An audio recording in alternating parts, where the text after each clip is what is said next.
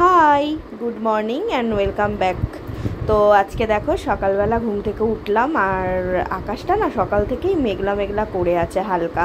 তো যাই হোক চলো, কিন্তু খুব ভালো লাগছিল ওয়েদারটা। বাট পরে আবার রোদ উঠে গেছিলো, যেটা সহ্য করার মতন না। তো তাই একটু ক্যাপচার করে নিলাম।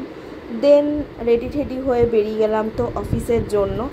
তো এই বেরিয়ে পড়লাম। দেখো এখন মোটামুটি মেঘলাই ছিল, কিন্তু অফিস ঢোকার পর থেকে দেখছিলাম আবার ওয়েদারটা চেঞ্জ হয়ে গেছে, প্রচণ্ড গরম লাগছিল।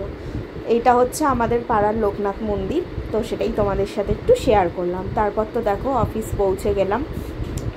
দেন অফিসের কাজবাজ সেরে সন্ধেবেলা বেরিয়ে পড়লাম বাড়ি যাওয়ার উদ্দেশ্যে। তো আমি মেট্রো থেকে নেমে গেছি।